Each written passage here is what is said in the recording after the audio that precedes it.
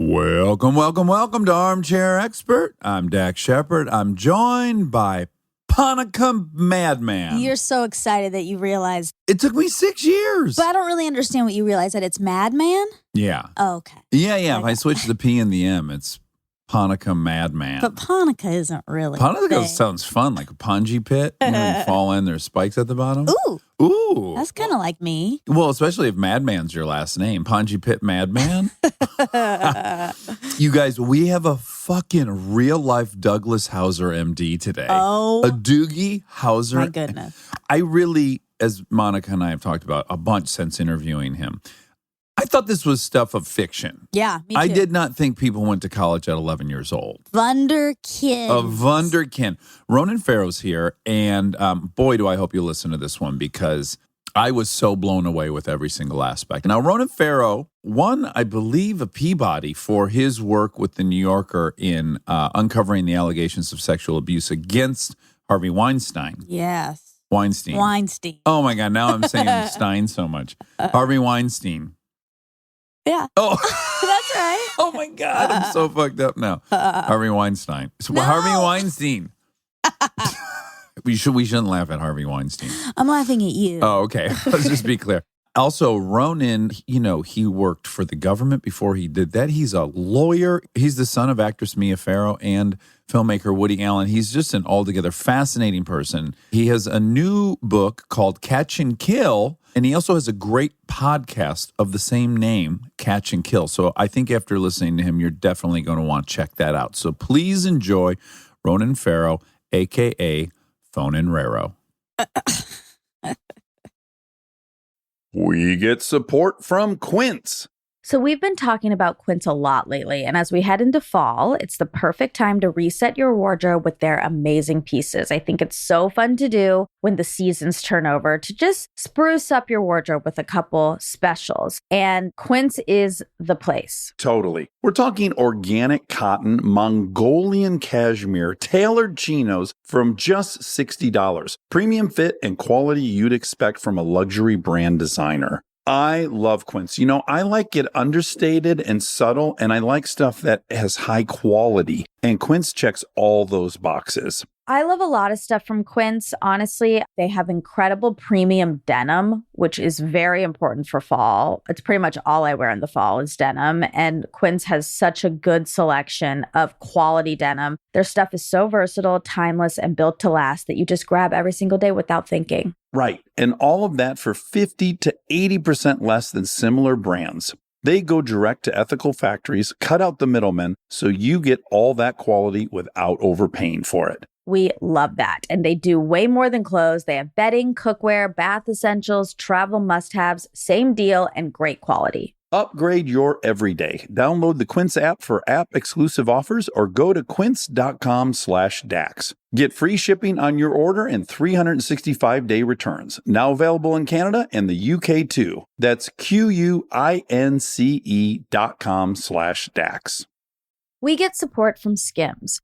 Oh man, do I love Skims. I've been living in the Skims lightweight cotton collection all summer, and I have to tell you, getting dressed has become so easy. I just throw it on. It just feels right immediately, whether I'm grabbing coffee or I'm on the couch all day or I'm out, even going to dinner. The cotton is so lightweight and breathable, which in this heat is a non-negotiable. The cotton jersey t-shirt, I just need everyone to know about this one. This one hugs in all the right places. It's very soft and it still looks and fits the same after months of washing, which is very hard to do, I feel, with t-shirts. I've been wearing the black cotton jersey t-shirt with basically everything all summer long. It goes great with any patterned skirt or shorts or pants. I mean, anything truly. I believe that's probably my favorite piece from the cotton collection, but they also have great lightweight cotton thongs that are so comfortable and they're cute. That is a very, very hard mix to achieve, especially with undergarments. I feel if you can find some that are cute, but also comfortable and do the job, that is a win. And Skims has really, really figured that out with the lightweight cotton collection. Shop Skims cotton and all of my favorite pieces at skims.com. After you place your order, be sure to let them know we sent you. Select podcast in the survey and be sure to select Armchair Expert in the drop-down menu that follows. He's an armchair expert. He's an armchair expert. He's an armchair expert. But Ronan, I'm going to start with an admission. Please. I'm going to own some of my baggage. Also, we're so excited to have you. We really are. Thank you for having me. But I must admit, that increasingly over the last 2 days of reading about you and stuff, you are from New York. Mm-hmm. You're very well spoken. You're very well dressed. You have great hair. Even right now, I'm wearing my gym shoes so I can go to Barry's boot camp after this. Well, but you're wearing the shit out of it, though. Let's just say that. Thank you. They're Adidas Boosts. I think over the years, as I've seen you on television and stuff, my terrible hang-up, my class warfare hang-up, where I always feel less than by people who are East Coast and well-spoken, I think was initially triggered. I was like, I have a chip on my shoulder, and I'm very embarrassed to admit it, because I'm now consumed a bunch of your stuff. And I'm legitimately now an enormous fan of everything you've done. I'm also completely blown away with your story. I had no idea you're a legit wunderkind, which we've never spoken to a real life wunderkind. We've been wanting to. I feel like I'm such a disappointing wunderkind. I can barely calculate the tip now. I was supposed to be good at numbers, but it's no more. Yeah, but you're the youngest graduate of Bard. Does that still hold? I believe that still holds, yeah. That is so fascinating. How old? I started college at 11. Oh my God. Wait, what? And then...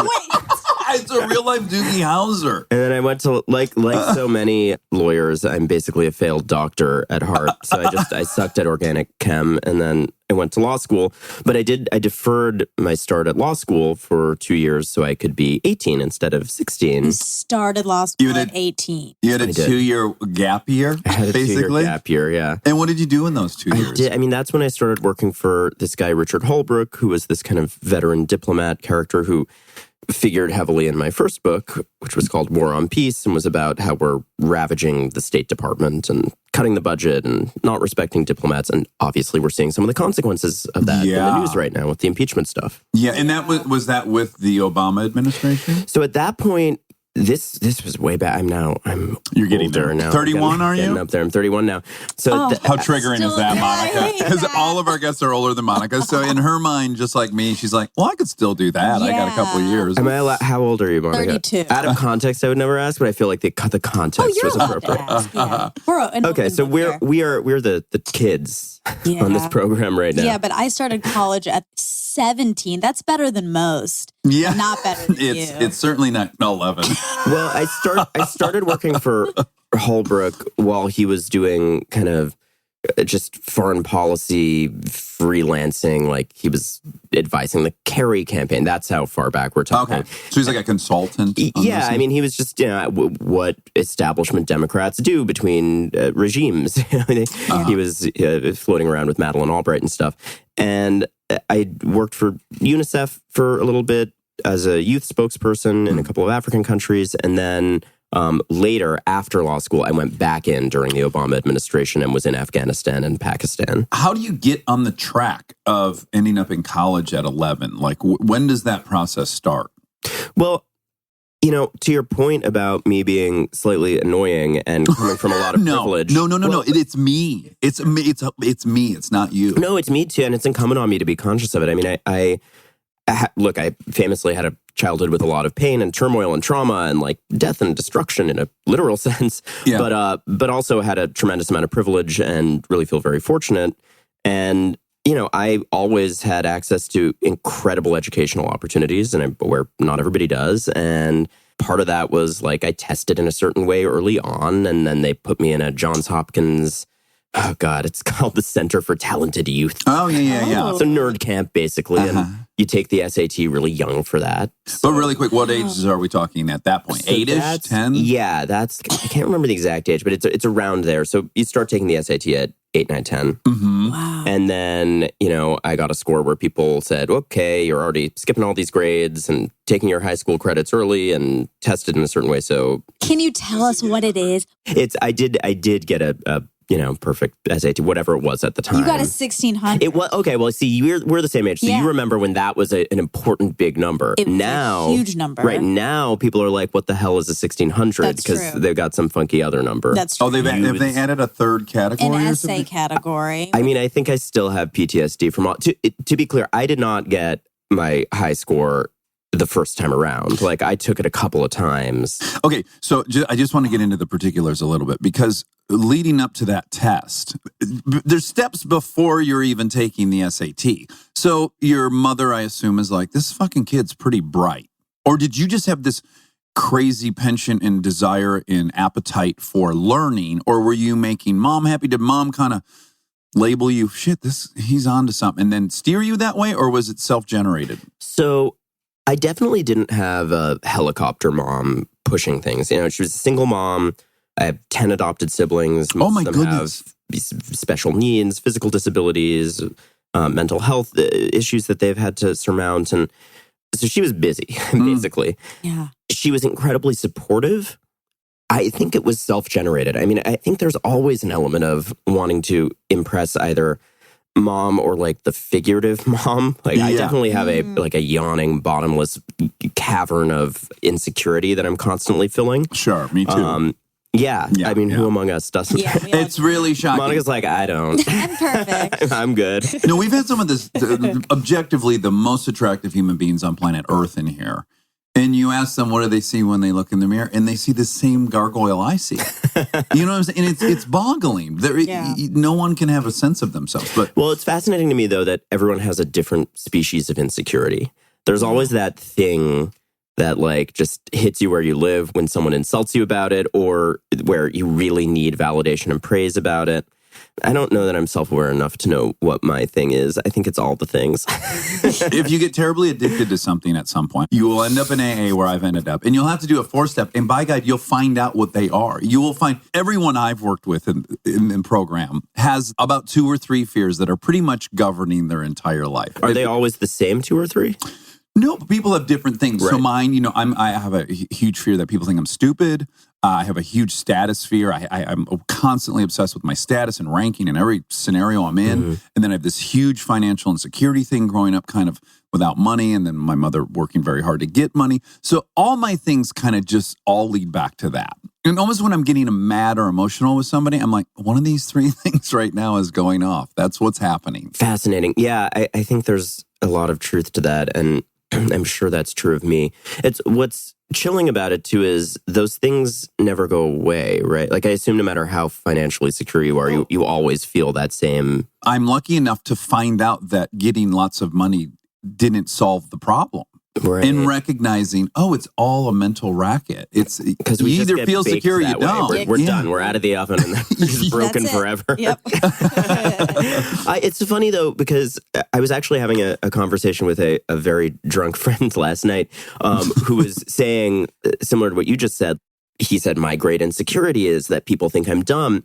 And this is someone who it would have never crossed my mind that people would think he's dumb. Like, he's always struck me as a reasonably smart person, and I put him in that category. And not that I don't also love my dumb friends, but like I just didn't categorize him that way. And like he just has this profound insecurity about it. For what it's worth, I also would not have put you in the category of anyone who's anything but extremely smart. Yeah. Yeah, they're not rooted in any foundational. Well, yours is. Well, I was dyslexic and didn't learn to read. Okay. And went to so that's and real. went, knock on the door, and the 2 people who can't learn leave, and they go down with the people who have some serious real mental challenges. Yeah, that's tough. And and I can't shake it. It doesn't matter what degree I get or what accolade I get. Even though you understand that has nothing to do with intelligence, it's still. Oh, by the way, I have shaken a bit. You should have met me 20 years ago. I was insufferable. So I have made progress. No, me too. I was so much more in the vice grip of insecurity, and I think also quite insufferable for a long, long time. So, okay, sounds like my wife's similar to your mom in that she has bottomless empathy and bottomless capacity to take on causes. And what I sometimes will say to her is, it's beautiful, it's lovely. And also, you have a bandwidth, and there's certain people that you've brought into this circle, and you kind of got to stake out a X amount of your bandwidth for those people. This is the great existential conversation for many of my siblings. So my mom, adopted all these kids and was adopting like in the 70s when it wasn't in vogue and she was getting called crazy for it. And, and then in standing by my sister, when my sister had this allegation of sexual abuse against Woody Allen, also was like smeared and blacklisted. She's been really treated terribly unfairly. And I think is also, on the other hand, rightly regarded as a hero in some circles. Women Sure. come up to me and they say, like, your mom is a hero to me. And I think that's correct. I mean, she's a hero to me. And what I took away from the altruism was, my God, I don't think I'll ever have the strength to do quite this. Right. Upend my whole life, give up the possibility of being totally comfortable on the level that I would have if I didn't have 14 kids. Yeah. She's really limited who she can be partners with. Tremendously isolating. Yeah. And like fame is already isolating. Yeah. Here. So she made a lot of sacrifices. I know her well enough to know sincerely for the greater good. And I think for her, that's rooted in, she was raised super, super Catholic. Like she still has all of her handwritten notebooks from when she was, 9 and 10 years old. And they're all super detailed illustrations of, Christ on the cross with his crown of thorns and like her writing diaries about going to Lourdes and bathing in holy water. And like she was way super she was into, in. Yeah, she was all in. Yeah. And, getting rapped on the knuckles by nuns. She was at Catholic boarding school.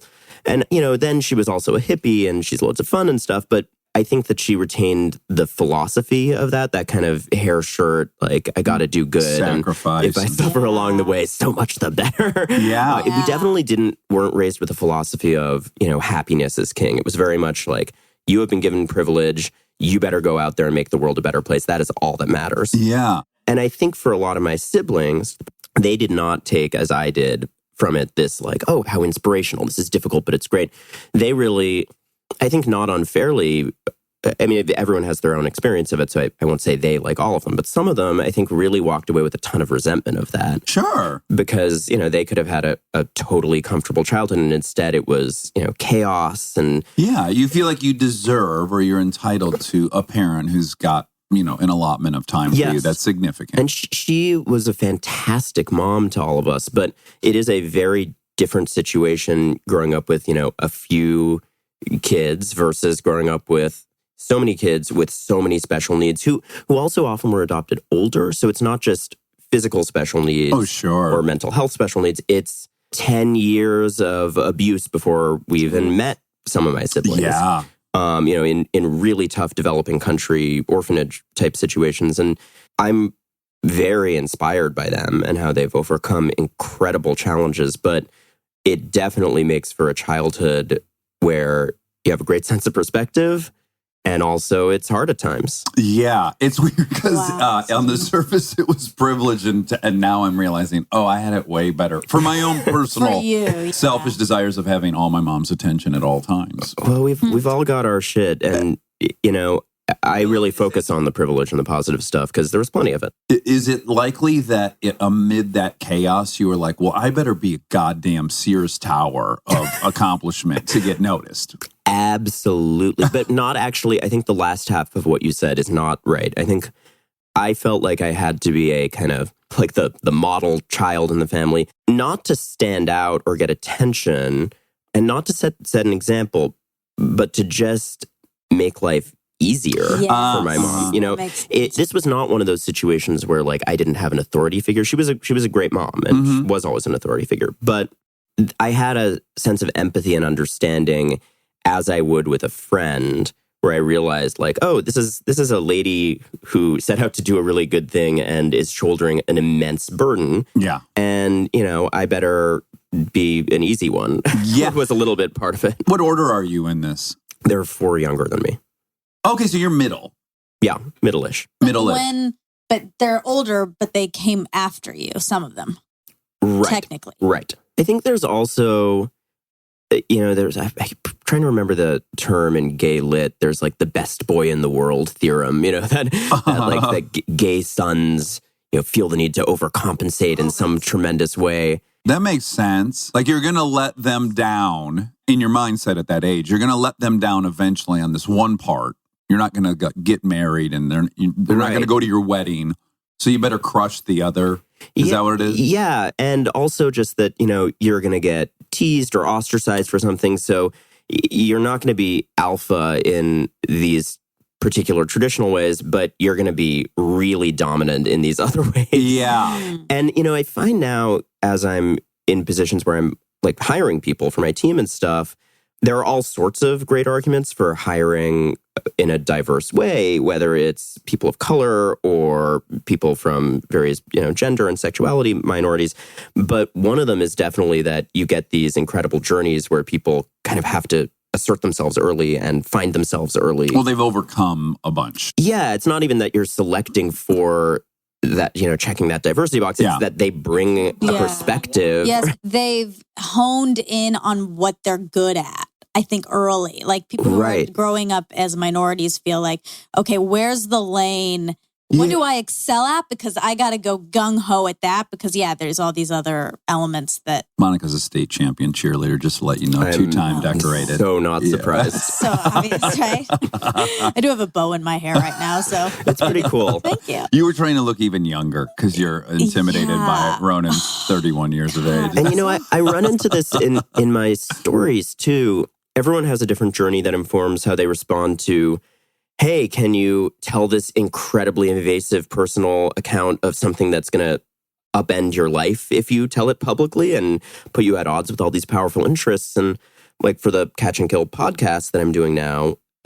Oh, so wait, that's a book, but it's also a podcast? Right. So I wrote this book, Catch and Kill. It's this series of stories that I broke about Donald Trump and Harvey Weinstein and the various tools deployed by powerful people to suppress stories in the press. Yeah. Manipulate news outlets and have tabloids buy stories for them to kill them. That's where the term catch and kill comes from. Oh, okay. And it's a memoir of a very low point in my life where I was like physically deteriorating and not sleeping. And I was on the run from literal spies. That Harvey Weinstein hired this Israeli private intelligence firm called Black Cube, and they sent like a femme fatale with false identities after my sources and me and these 2 Russian spies that hung out outside my apartment and chased me around. And really quick, it's a crazy story. So I have to imagine in those moments, it's both scary and intimidating at times.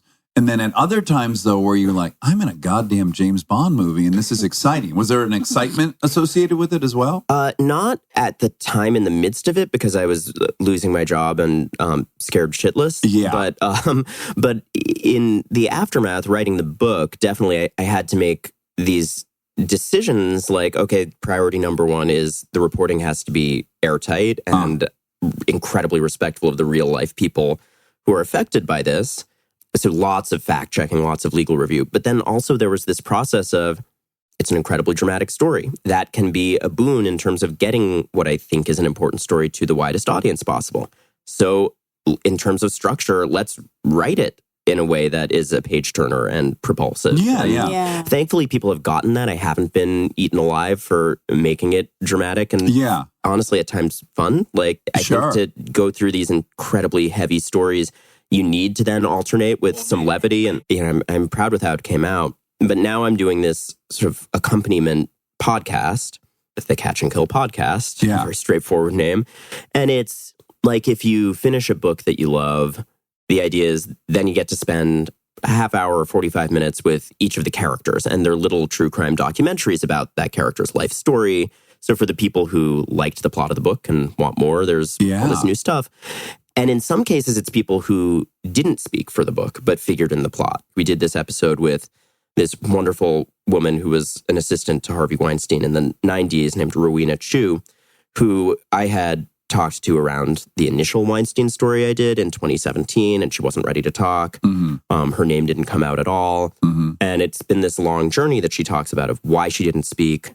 And a lot of it is circumstantial and would be true for anyone. It's the career repercussions. It's having to tell your spouse. It's having to tell your parents. Yeah. Mm-hmm. But to our point we were talking about earlier, if you bring your own story to that decision, I mean, she talks a lot about being Chinese, British, and those two cultural forces, this sort of stiff upper lip thing of the English and also the kind of what she describes as the model minority pressure of being Chinese. Yeah. Yeah. Both of them making it extra hard for her to speak. Yeah. which I was fascinated by. Yeah. When I was reading about Catch and Kill, I was wondering what would be your most generous reasoning for why people protect people they admire, who they love.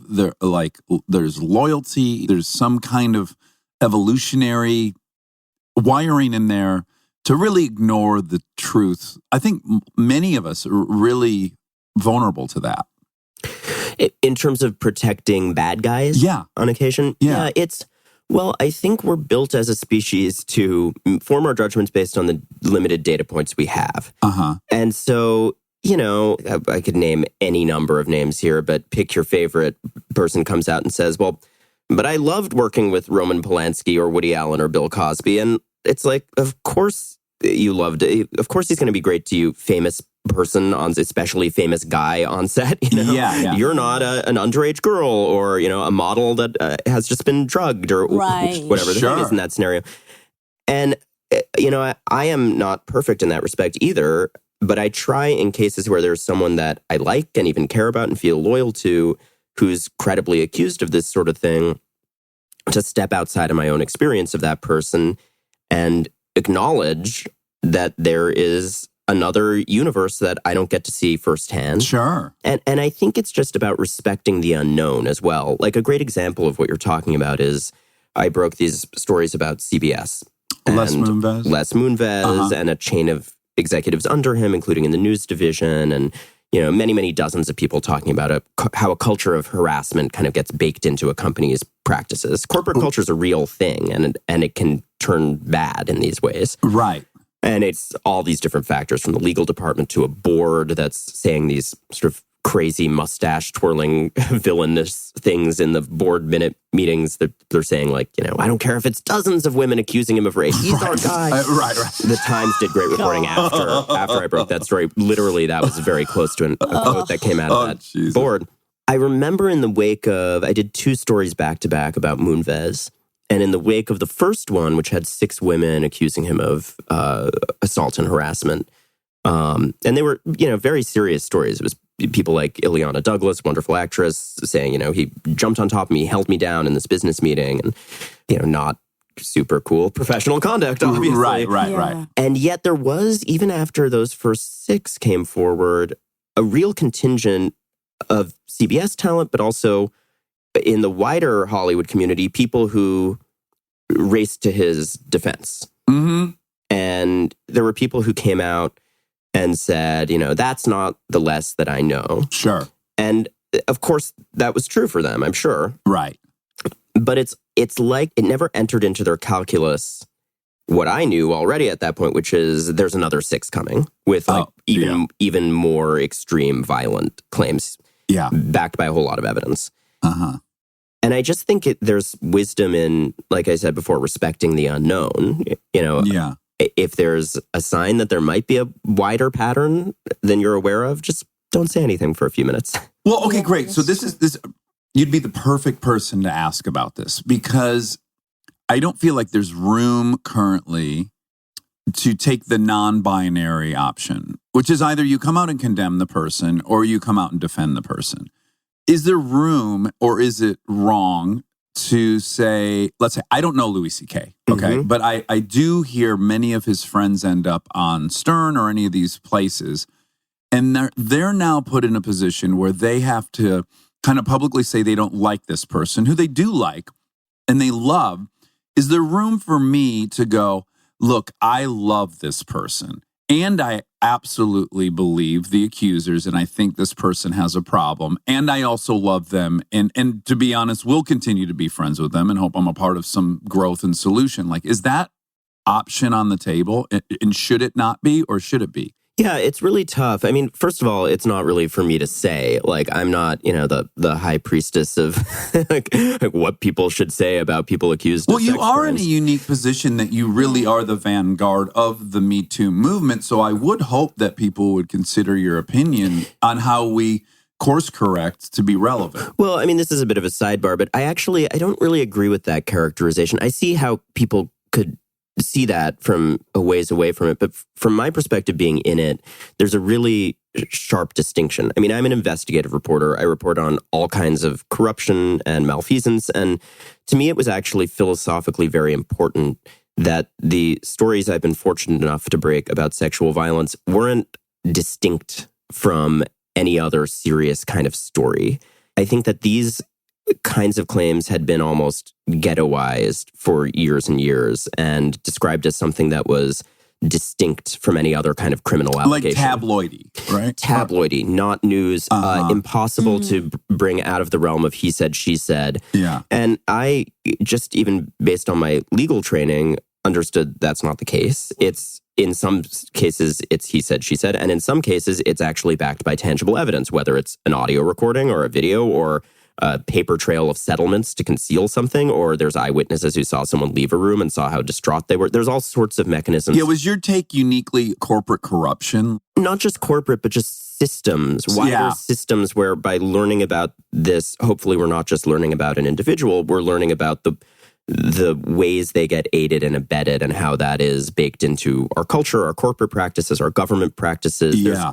There's all sorts of, legislative implications to the reporting that I've done on NDAs, for instance. And a bunch of reporters have now done really good, important work kind of exposing how for years and years, non-disclosure agreements were just used very freely to conceal crimes. Monica and I have one.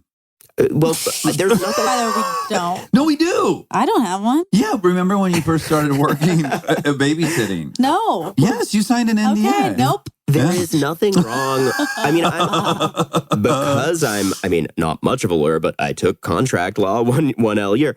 I'm very aware there's all sorts of valid uses of NDAs, and I have signed many an employment contract with a standard non-disclosure clause, where the reporting I've done is specifically on the application of NDAs to conceal criminal activity. Yes. I just don't want her to say like, "Oh, Dax never flushed the toilet in the 5 years we were." No, we do, 1,000%. You have one. I love that you've forgotten. I promise you, we don't. We'll solve this off We will. air. But we don't. Stay tuned for more Armchair Expert, if you dare. We are supported by Walden University. You know that feeling when you've been thinking about making a move, going after the degree, the promotion, the thing you keep telling yourself you'll get to someday? Walden University is built for that moment. For over 50 years, Walden has helped working professionals get the W, the knowledge, the skills, and the confidence to create real change in their careers and communities. Their programs are designed around your life, not the other way around. With tempo learning available in select programs, there are no rigid schedules or set weekly deadlines. You move at your own pace. And Walden's faculty aren't just academics. They're practitioners who bring real-world experience into everything they teach. From your first class to career coaching and beyond, Walden is your partner the whole way. Take the first step and learn at a pace that works for you. Visit waldenu.edu. Walden University. Set a course for change. Certified to operate by Chev. This podcast is brought to you by Squarespace. We've talked before about Rob building our website on Squarespace, and I bring it up again because it's a perfect example of what they do well. Rob had all the pieces, the content, the vision, the ideas, but he needed something to actually take all that and make it public facing. And Squarespace was that bridge. Maybe you're in the same spot. You've been developing something, a business, a skill set, a body of work, and it's been private. It's been yours, but at some point you're ready to put it out there, and that transition from private to public can feel like a huge leap. Squarespace makes it feel like a step. Beautiful templates, built-in SEO, email campaigns, scheduling, analytics, everything you need to go from "I've been working on this" to "here it is, come find me." All in one place, no code, no stitching together a bunch of different tools. So if you've been sitting on something and waiting for the right moment, this might be it. Head to squarespace.com/DAX for a free trial. And when you're ready to launch, use offer code DAX to save 10% off your first purchase of a website or domain. This episode is supported by Helix. All right, let's talk about something we both really care deeply about: sleep. It's the most important thing. I've had my Helix mattress for years now, and I genuinely think it's one of the best investments you can make for your home. Mine still feels just like it did when I first got it. Well, that's the thing. It's not one of those mattresses that caves in after 6 months. These things are built to last. And, I'm a side sleeper. I ordered a side sleeper and I get hot, so I have cooling. And I can't tell you how much more comfortable it is to be in there not sweating and tossing and turning. Cooling is really important. I've read that you're supposed to sleep a little bit cold. So I also have cooling. And they have over 20 models, so it's not a one-size-fits-all situation. You just go take their quiz and they match you to what actually works for your body. Plus, they've got cooling upgrades, which heading into summer, non-negotiable. Truly. Go to helixsleep.com/armchair for 20% off. That's helixsleep.com/armchair for 20% off. Make sure you enter our show name after checkout so they know we sent you. helixsleep.com/armchair. We get support from Apple Gift Card. Back to school is here, and for many, that means some big life transitions. Whether they are heading into a new grade or setting up a dorm for the first time, you want to give them something that actually supports their growth and success. Apple Gift Card is a versatile solution because it takes the guesswork out of gifting. It's not just about a new pair of AirPods for focus. It's about giving them the invaluable chance to choose the digital tools and subscriptions that suit their unique journey. They can use it for productivity apps on the App Store, movie nights on Apple TV, or extra iCloud storage for all those new memories. With Apple Gift Card, it's so empowering to give the students their freedom to allocate their own resources. Celebrate their new academic chapter. Visit applegiftcard.apple.com to celebrate their milestones and gift one today.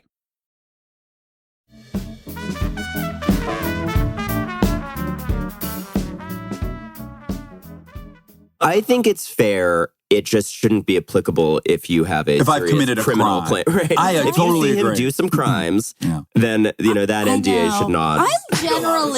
I'm against them. Yeah. Across the board? I kind of am, because even if it's not criminal, it's still a way to inflict power on somebody in general, and even just treatment, behavior, all of that stuff, even if it's not like a criminal thing or a...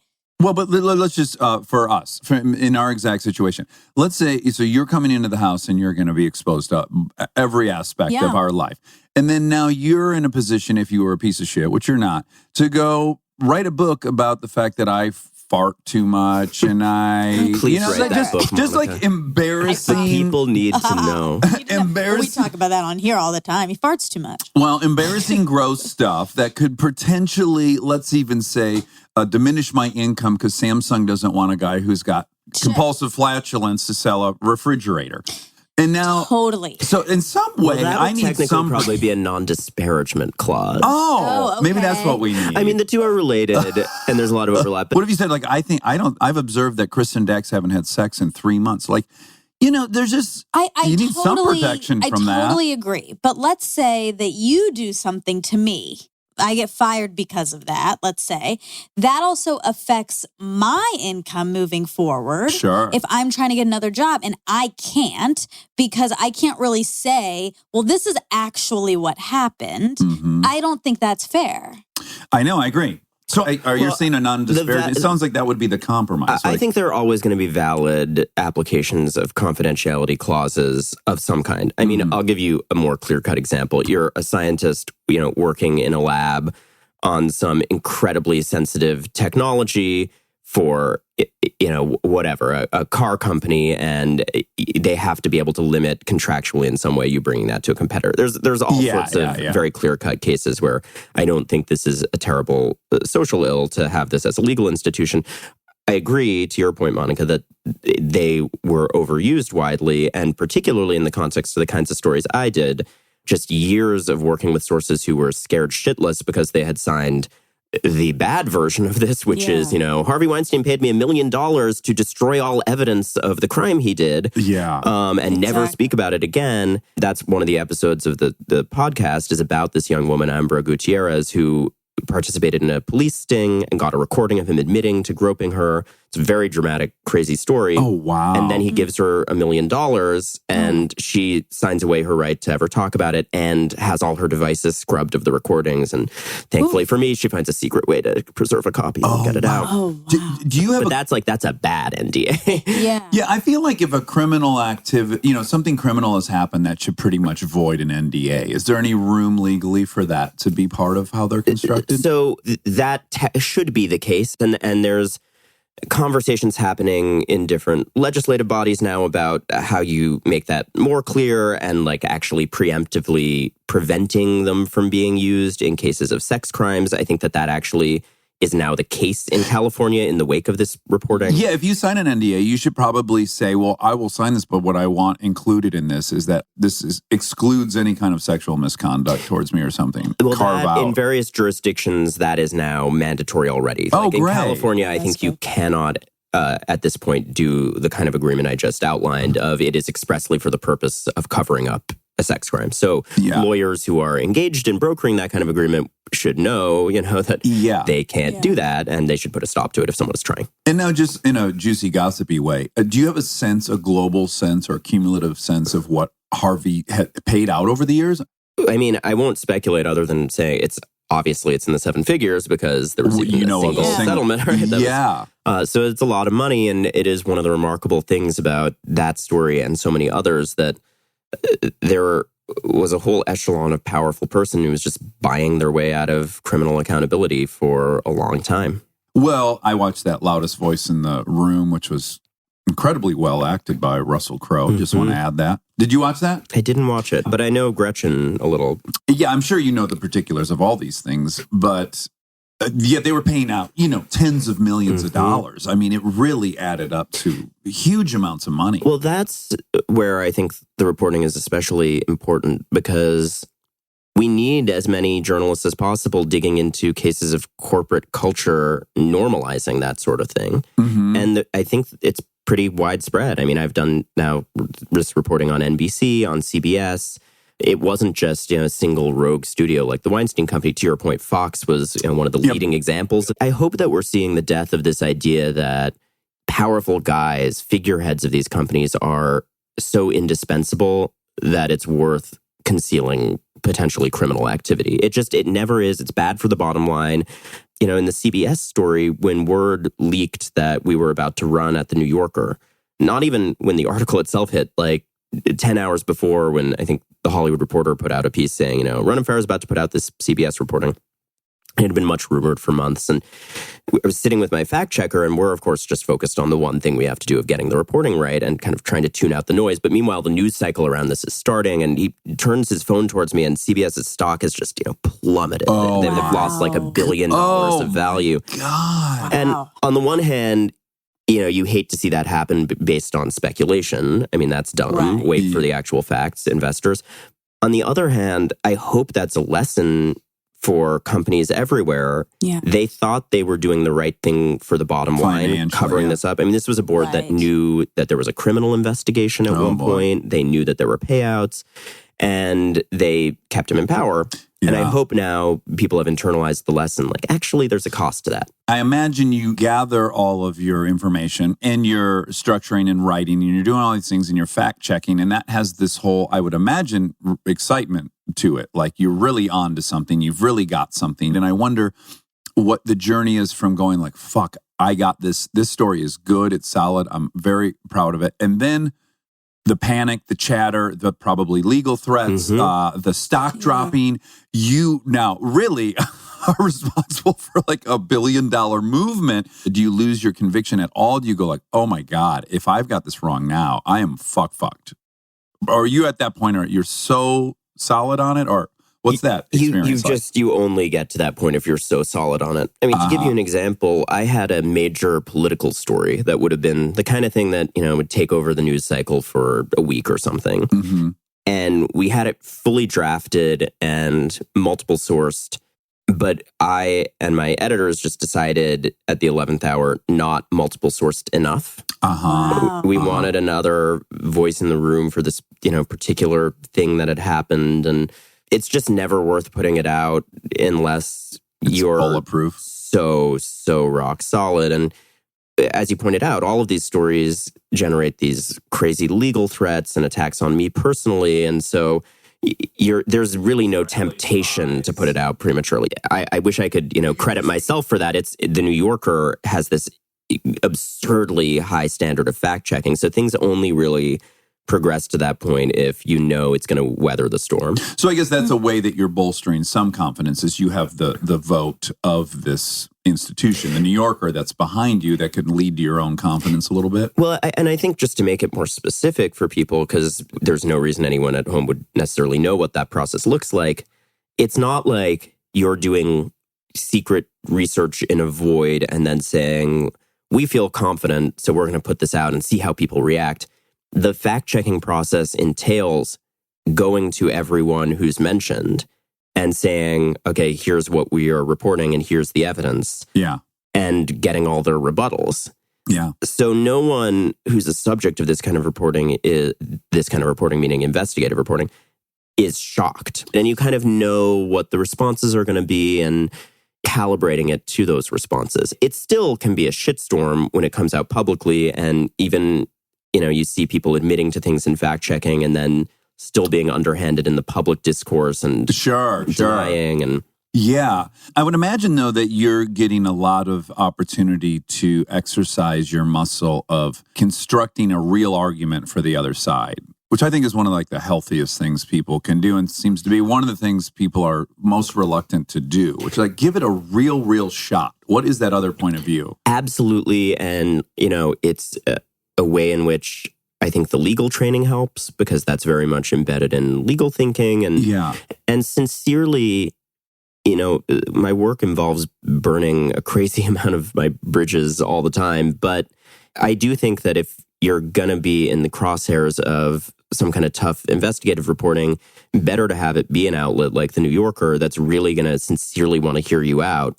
And all the time I listen to someone during a fact-checking process and think, okay, actually, I see that point, or they've presented this piece of evidence that's persuasive, and it changes the tenor of the thing. I've had sometimes, I guess, a provocative view of some of these situations. I am of the opinion, certainly not in the Weinstein thing, certainly not in many of them, but in some of them, I do have a hunch both people sincerely believe they're telling the truth. I think we do process experiences so differently, again, with the baggage of fears and insecurities we all carry, as we already discussed. I have events in my life that you would think would be, there's no way we would remember this differently. My brother and I watching my mom get beat up by our stepdad. That's a very memorable experience. He has it in a completely other house that we lived in. We have it in different houses. And we have you know what I'm saying? When I experience in my own life that kind of dissonance of how could we have this drastically different memories of this experience, and yet I witness it all the time in benign things? Aren't there many cases where it's I believe her and I kind of believe him? I believe that they may have had completely different experiences walking away from the situation. So I certainly in principle think that can be true. I think that in the stories that I've chosen to report, they're actually on a specific subset that is about sufficiently violent criminal allegations that you don't get into those gray areas as much. I mean, the prominent examples of stories about sexual violence that I've reported really are, sometimes there are less violent anecdotes in there that are meant to establish an MO, but they're always rooted in very, very serious criminal claims where there just wouldn't be a lot of room to have a reasonable interpretation of events that would be totally consensual. Is it frustrating? Because I can tell by that answer, you're making a real distinction, as you totally should, between what you've reported on and what I will just say when I read the Aziz account.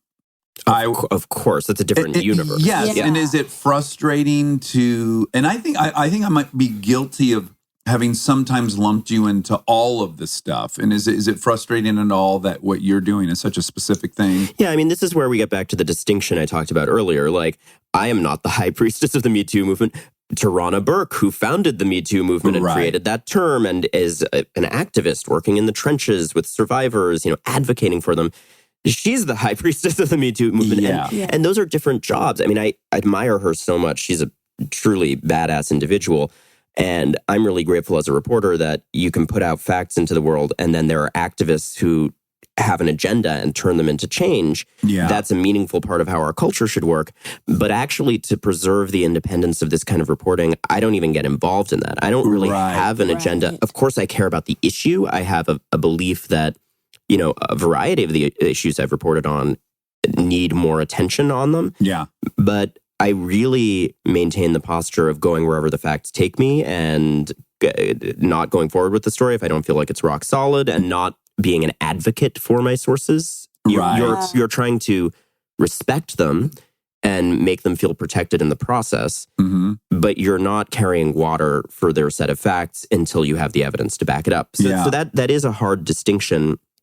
And yes, I think for outside observers who just hear a swirl of names and they understand there's a lot of social change happening around this issue, you know, there's no reason to necessarily understand, like, this person is a reporter and this other person is an activist and this other person is a source who came forward. But it is relevant because when I was talking to my wife about you, I guess maybe it was when you were on Bill Maher recently, and she made a point to say to me, Ronan's commitment is to investigate situations. That is what your kind of mission is. Your mission isn't to, like, you're not trying to go expose every person who's what you believe in. Everyone should be heard and everything should be investigated. I love your wife. I love her even more hearing that. She's heard my talking points. Thank you, Kristen. I thought maybe because I am very supportive of the movement, and yet at the same time, I kind of reject believe all women. I just think don't believe anybody. I do too, yeah. No, and it's antithetical to what I do to say believe all anybody. Yeah. I've always been very clear. I talk about this a lot. You know, my ethos is listen to all survivors of sexual violence. Listen to all women. Listen to many categories of people we weren't listening to for too long. Yeah. And I think the best service you can do to claims of this type is to investigate them thoroughly and even adversarially. I was having this conversation for one of these episodes of the podcast with a young woman named Emily Nestor, who was one of the first Weinstein accusers to come forward and had, you know, documentation to back it up and so forth. So her account of events was very important to this early phase of the reporting. And she was reminding me that I grilled her to the point where it was an extraordinarily unpleasant process for her. Right. That I've made sources cry with my questioning. I mean, it's a horrible you have to ask thing to every go through. question that your denouncers are going to ask ultimately, right? That's right. Yeah. Kind of like when you prepare a witness, right, for testimony, you have to act as the prosecution, even if you're the defense. Yes, with the important distinction that I don't have the agenda of preparing them. I just literally have the objective of finding out what's true. Right. Yeah. And God bless every source who puts up with that, signs up for it, understands like that's part of the process. And I try to do it in a way that's compassionate and makes them feel safe. Yeah. But also, you know, I think ultimately they understand that's important. Well, as I was reading about your life and your wunderkind status and then graduating at 15 and then went on to Yale Law School, got a doctorate in law. You didn't even say it was Yale. Well, buckle the fuck up. Then you're a Rhodes Scholar too, right? Oh my God. No, it's insane. It's preposterous. And he passed the New York bar. So I have to imagine at some point you at least were considering practicing law. You know, you get into this tunnel vision when you're in any closed universe like that, like the legal profession in my case. And I think I knew going into law school, even going to Yale Law, for people who don't know law schools, Yale Law is it's the Montessori school of law schools. Is that where Bill and Hillary met? It is where Bill and Hillary met. They turn out a lot of the great sort of legal professors and judges, but the stereotype about the place is like you kind of don't learn black letter law. They're going to hate me for saying this, but like people don't go there and then litigate. A vast majority of them, in fact, do. Okay. And there's plenty of great practicing lawyers that come out of Yale Law, but just relative to the competition, relative to Harvard Law even, there are quirks to Yale Law, like you don't have to take property. There's sort of you don't have to take tax. Like there's basic gaps in your legal knowledge you can emerge with. And I love that about the place because you can have this incredibly kind of philosophical legal education. And I was very, very fortunate to be able to go there and use it as training that didn't necessarily have to be for practicing or going to a big law firm. So I was a summer associate at a big firm. But I knew pretty early on that I wanted to do something a little more public service-y, I guess. Right. So looking at the road, it would appear from the outside, and correct me if I'm wrong, that this specific focus of your journalism seems to have found you. Was that accurate? You worked in the Obama administration and you were doing work in Afghanistan and Pakistan with how the U.S. government is interacting with non-governmental and civilian populations over there, right? Yeah, so I was there in 2009, and there was a resurgence of what came to be known as COIN strategy, counterinsurgency strategy, and it was a school of thought championed by General Petraeus. And the idea was, you send the soldiers into the communities, and there's a series of steps where, you clear out the enemies, but then you're actually like living with the local population and trying to win them over. And there's a huge body of debate about, is this a terrible approach? Is this a good approach? And ultimately, I wrote a book about the failures of our policy in Afghanistan. War on Peace, you can buy it now. But, in this case, what I was writing about is how our militarization of foreign policy that happens as we scale back our investment in diplomacy can backfire. And how Afghanistan is a great example of that. And there's many, many great books about how we've messed up Afghanistan over and over again. And it's this quagmire and, famously the graveyard of empires. And I don't know that I'm going to be able to offer any new insights into that in this conversation. But I think that whatever the merits of that counterinsurgency strategy that we were just talking about, it did not work there. Yeah. Right. Did you have the sense I did as you're flying over Afghanistan? There's nothing to capture.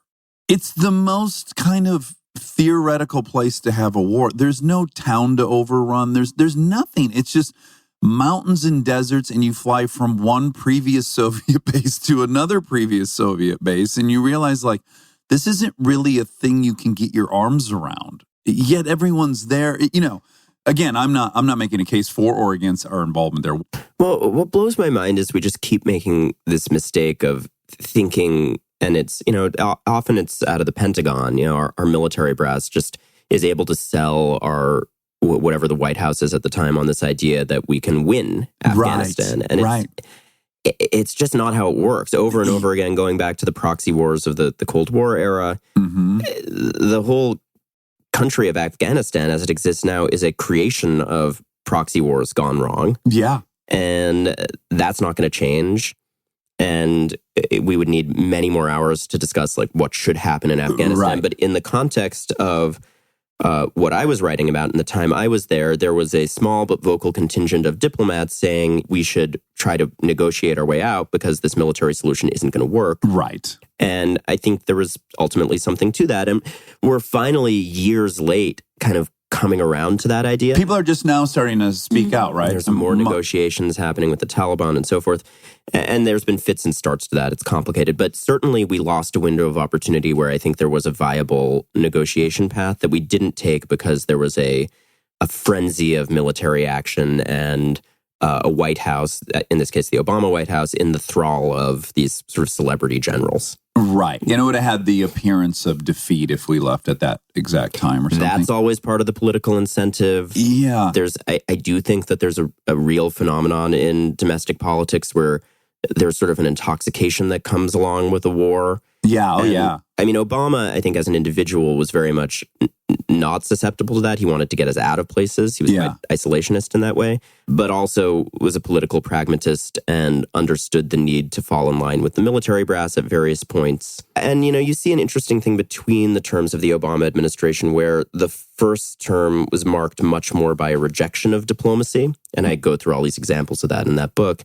And the second term, they did belatedly kind of come around to, okay, we need to invest more in diplomatic activity. Well, wasn't his big, I can't remember what I was watching or reading, but his big self-admitted failure was how he dealt with Israel, right? That was something he set out to do with great fervor, and he didn't do what he was hoping to do. I mean, you have 4 hours to talk about that. Okay. Well, then let's scan it. For part 2 next time. I feel like I want to start having dinner with you because there's so many of these. Let's do it, guys. Yeah. I'm out here almost half the time, ostensibly, for the relationship. Well, your beau lives here, right? Yeah. I want to talk to you all day long. Well, let's do it. I know. I want to do a thing on Afghanistan. And then you were also then appointed by Hillary Clinton while she was Secretary of State to work with youth or advise on youth. Yes, then I had this global role. And in the wake of the Arab Spring, it was kind of related to that. Yeah. Right. Yeah, so you must know so much about that region. I can't believe you're 31. I'm intimidated. I feel like keep a failure. forgetting and then remembering. I feel like I know so little. I mean, you talk to these guys like Steve Call who've just spent decades writing about nothing but that, and there's no bottom to that well. Like, if you're going to be a specialist in Afghanistan and Pakistan, like that's your life work, right? And I have enough of a knowledge from the years I've spent there and the investment I've put into reading the history and so forth to, I think, understand the contours of what I was writing about in that case. But I would not call myself an expert. Okay, so I have a real quick question about being young. When you were at law school... By the way, she did a little hand gesture like, shut up, Dax. It's my The youths are speaking. Don't fool yourself. She is in charge. When you were 18 and in law school, are people like side-eyeing you? Like, do you feel like you're constantly having to prove yourself when you're in that situation? Because there's like 40-year-olds in law school. Are they like, who is this kid?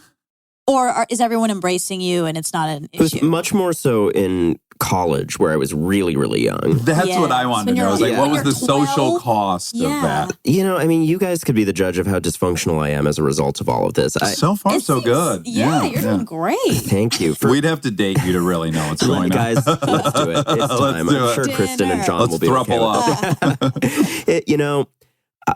I deliberately went to small schools all the way through. And my scholarship program at Oxford was small, and my law school was small, and my college was small, and I turned down, bigger university settings that I could have been in, partly because I knew it was going to be weird as hell to be a kid in these classrooms, and I wanted to be in a place where I wouldn't fall through the cracks and where people would be sweet and supportive and nurturing, and they really were. I was very fortunate in that respect. I mean, I have all sorts of residual trauma from like childhood stuff and from some of the public part of you really do growing up in the spotlight and then making a lot of public enemies in your work.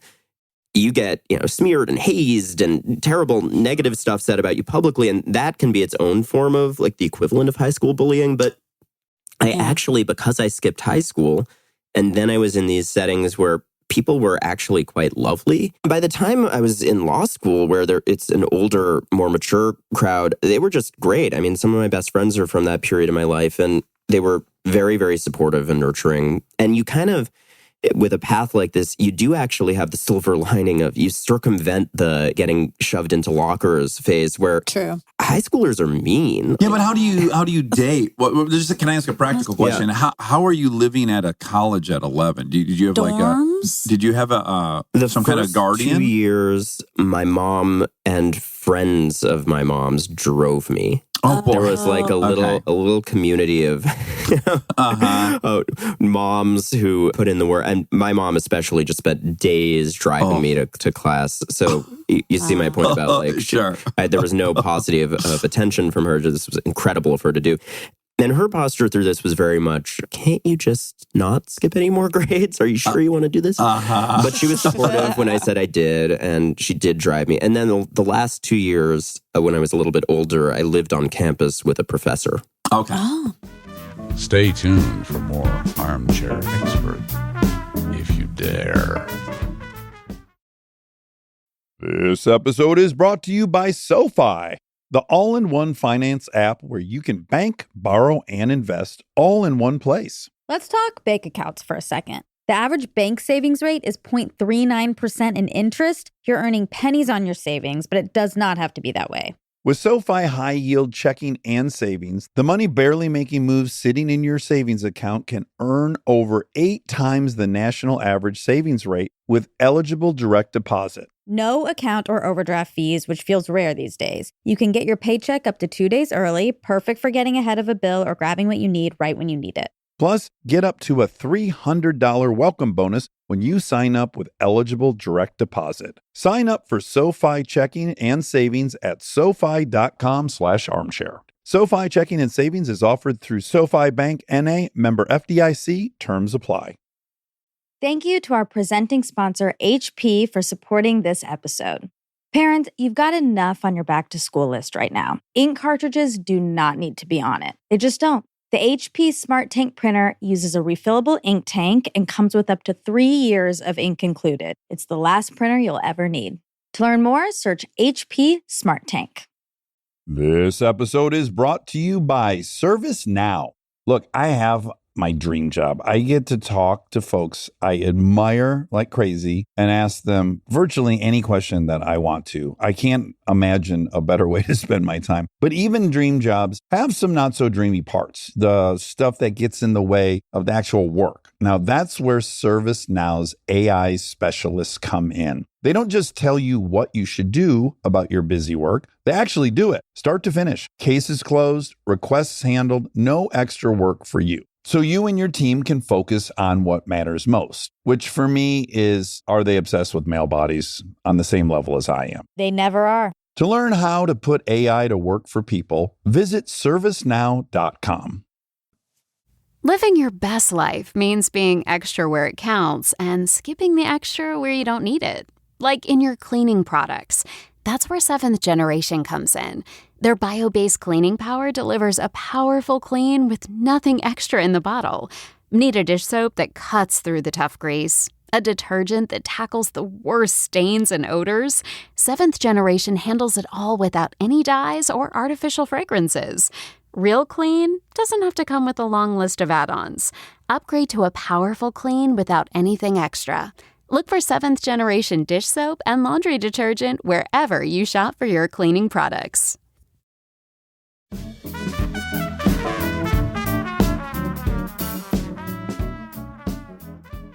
Okay, so now through the work in Afghanistan and then as the youth consultant for Hillary, does your journalism start? Where does it start? It overlapped with all of that. I was, during the UNICEF stuff I was doing and traveling in Africa, I was in places where there was pretty limited access for the press, and I started writing op-eds, which were kind of 1 foot in reportage, 1 foot in commentary. They were... What's reportage? Like, they were heavily reported commentary. Okay. So, I mean, you know, the op-ed format, they're like 800 words, 1,000 words, whatever. And they'd be in... I mean, it started out really quite small. I think my first op-ed was for like Long Island Newsday or some Boston Herald action very early on. And then I most frequently wrote for the Wall Street Journal. It was commentary, you know, where I'd write something and say, hey, will you take this? And they'd be in that short format and sort of similar to what maybe Nick Kristof does is the nearest comparison, if anyone knows his work. Yeah, where I was in places where I thought part of what I wanted to do was get facts out, and I was interviewing people and fact-finding, but it was then in this sort of commentary vein, and it was more agenda-driven. Like I'd be in Sudan saying, hey, here are these stories of, even in some cases, sexual violence as a weapon of war. Yeah. Maybe this is a case where more intervention and more international attention is needed. So less arm's length than the kind of investigative reporting that I have also done, but still rooted in the facts. And that continued on and off for years and years in print. And then I got a gig anchoring on MSNBC every day for an hour and eventually came to use that platform, which nobody watched, but I was proud of what we did on the show, to do long-form investigative work. We were airing, 20-minute features on overprescription at VA hospitals or sexual violence on campus or some of the international issues we've been talking about, the erosion of diplomacy, which nobody wanted to watch at 1 p.m. on MSNBC. But we did work that I felt proud of. But what you're most certainly now associated with, does that start with your sister making the allegations?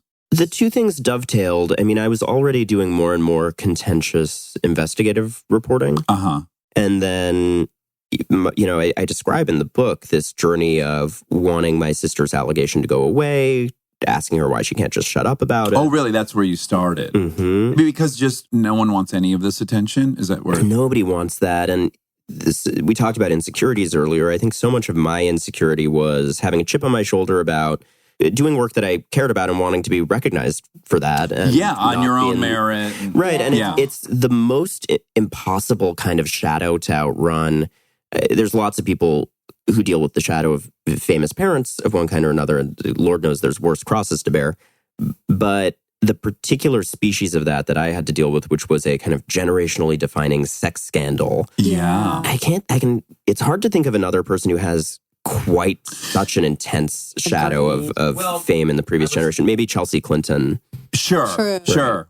Well, I was immediately just, before you got to that aspect of it, I was like, you and Anderson Cooper must really like talking to each other. Just having been from very famous mothers and finding journalism. I can't speak for Anderson, but I like talking to Anderson. And he's at least politely tolerant of talking to me. No, it's true. Like, we'll have drinks and there is an immediate kinship. It's probably a very annoying conversation for anyone else to listen to, but when famous kids get together, sure. Or like I met Billy Lord, Carrie Fisher, and Brian Lord's daughter recently. This is a lovely young woman and a fine actress. But I had never met her before, and like immediately, you sit someone like her and someone like me together, and it's just all of these. Floodgates open. I need a full lunch with you just about how do I not ruin my daughter's lives. I mean, I need the real tips, like the no bullshit. So I remember having a conversation with Ashton Kutcher, and I think it was maybe just before Wyatt, their kid, was born. Yeah. But I remember saying one practical piece of advice that I have, because I think Mila was pregnant at the time, was, you guys do you, but I kind of wish I had a not famous surname. Oh. And was very inspired by the example of Jane Fonda, gave her son like an old family name. Troy Garrity, who's a great actor and everything, but doesn't have the immediate association of being the famous kid. I think you have to do that extra step of Googling him to find out. I think it makes a big difference when you see his name in the credits for something and you're just judging him based on the performance you just saw. Yes. Yeah. And it's a little bit of sleight of hand where if I could give my kids the advantages of some of the privilege and profile, but not the disadvantage of the immediate association that just makes people hate your guts. And puts you under a microscope of like, oh, what coattails did you ride on? And they come in with maybe previous knowledge of you, and that seems so unfair. much previous knowledge. I mean, in my case in particular, it's such a huge weight of assumptions and baggage. And, I don't want to be woe is me about it. It's pretty great overall. Like, trying to both be frank about the ways in which it's hard and also understanding of the ways you don't in have which like a crazy outstanding Citibank credit card debt that you're probably making. I do not. I do not have Michael Cohen's finances. But I was in the position recently to have to say to my 4 and 6-year-old daughters who were about to do this musical, and it's just where you sign up in LA to do a musical. And of course, it's Frozen. And I had to explain to them, I'm like, I really urge you guys not to say that your mom's in Frozen. It'll seem like something that would be, fun to share. And some people are going to be jealous and, you choose what you do. But like, it's little dumb things like that. Like, oh, I don't know. What's the playbook on this? But there is no playbook because those other kids are going to know anyway. Yeah, exactly. Yeah. We're in the audience. Right. You're not, great subterfuge there. What is Kristen going to wear a Groucho Marx mustache? She dressed as Elsa. That's so funny. There's no way out of it because there will always be a contingent that knows and that does resent as a result. Yeah. And that's life. And that is life. I mean, I think that for me, I was very shaped by not growing up in Hollywood, but also not even in New York, where there would have been a more immediate association with all of this. But most of my childhood was in Connecticut. Oh, it was? Yeah. So having a relatively rural upbringing did put me a little bit at arm's length from that. Yeah. And then, my mom wasn't really super in the industry during the period when I was growing up. She wasn't working as much. She was focusing on us. Yeah. I think she was a little alienated from the industry after all of the stuff she went through. And in a way that helped me probably be a little more sane because I wasn't a Hollywood kid in terms of my upbringing. Right. So as I understand it, your first kind of foray into these sexual abuse stories was a discovery of both kind of systematic burying of stories and whatnot about Cosby and about your dad, right? About Woody. Is that where it started? I went from really resenting, and even when I didn't resent and I understood that my sister had been through something tough, just wanting it to go away and questioning whether it was worth the trouble for all of us, that every time she would speak about it, it would spin up this huge machine of publicists and money going into creating a narrative that he had gotten away with it, which is just emphatically not true. And part of my process on this was finally realizing I got cornered into writing about it. It was becoming more and more of a point of contention that, people were believing my sister's allegation. My sister wasn't shutting up about it. And the kind of typical sycophantic profiles of Woody Allen weren't cutting it anymore. And there was a feminist backlash when things like that would run. And so two things started to happen. One was I went and interviewed my sister. As you would. As if she were an actual... Kind of. Yeah. I mean, I wouldn't claim to be an independent observer of this one. Right. Yeah. And wasn't reporting on it, obviously, but I needed to understand the underlying facts. And hearing her detailed account, which she's maintained since she was 7 years old, consistently, and then going in and reading all the court records where there were eyewitnesses, there were babysitters with no incentive to make anything up, who saw him, performing a sex act on her. It's just horrible, horrible stuff. Yeah. And this is all there in the court records. And it really is a case where the cover-up wouldn't have happened in the present day. Right. It was an era where, you could have the best publicist in the world and you could secure the covers of Time and Newsweek and 60 Minutes and you could just commandeer the narrative. Right. And there are so many miscarriages of justice in there that I immediately realized were miscarriages of justice. Yeah. But suffice it to say, I kind of did my own fact-finding and then came away thinking, well, shit, this isn't something I can avoid because it's really serious and it's really credible. Yeah. And so I kind of put a toe into the water, and there was this backlash happening about coverage of Woody Allen, and The Hollywood Reporter was one of the publications that had run one of these profiles and then gotten criticized for it. And Janice Min, who was running The Hollywood Reporter at the time, asked if I would write about it. So there was a forcing incident where I had to do this analysis and talk about it publicly in a way that I hadn't before. Right. And the argument I made very carefully was, as a brother, I care about and believe and support my sister, but also as a journalist and an attorney, I see that the fact pattern is strong enough here that people should be asking harder questions. And I tied it to something that I had already been seeing in my own career as a reporter, which was, I'd try to cover the Cosby allegations. I was already simultaneously seeing that there was a bit of a culture of silence around this particular issue. And it felt less like my sister had this claim and therefore I wanted to be associated with this issue or cover this issue. Or take up a cause. Right. Quite the opposite, actually. The last thing I wanted to do was be associated with all this family stuff. Yeah. But that did increase my understanding of it. And, I'm a reporter who loves a story, particularly a story that's been buried. Yeah. And seeing that this was a topic that had those qualities, that it had, the element of serious criminal activity by high-profile people and structures set up to conceal it. I mean, it's a puzzle, it's a mystery, it's significant news. The coupling of those conversations with my sister and my evolution in my understanding of what she had gone through and that reporter's understanding of how important that beat was led to me covering that issue more and more, even on my MSNBC program, and really coming to understand the veil of silence around it.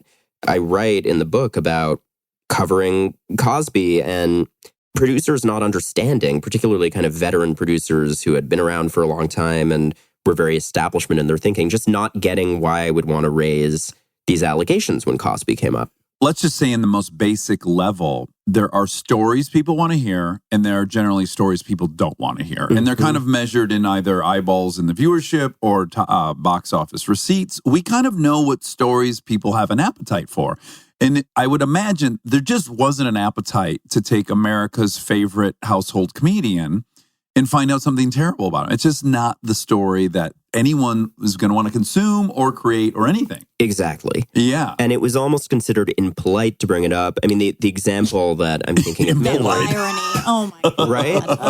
And I remember having a biographer who had written an authorized biography of Cosby on, this was, right before the shit really hit the fan all over again about Cosby.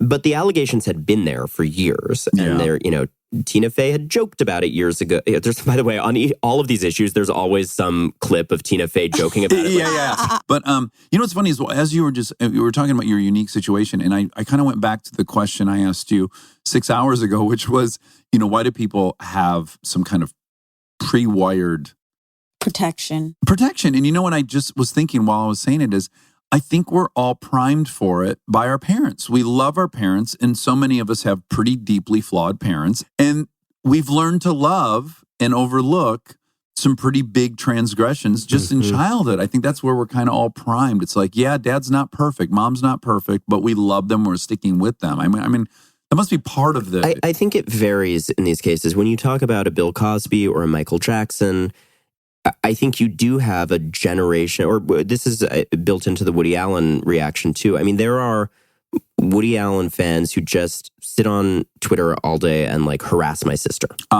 They make that their full-time job. They're harassing my sister. And very often the tactic is also, blame the mother. So it's all directed at my mom, even though my mom, God bless her, just all she did was sort of get dragged along for the ride and I think do the right thing ultimately in supporting my sister. But it took a terrible toll. And certainly she was never the instigator of any of it. Well, no one's even thinking about it. For me as a parent, I was molested, and there is, the parent, thank you, the parent, and as I would be, I would take my daughter having been molested on my watch way worse than I'd take my own.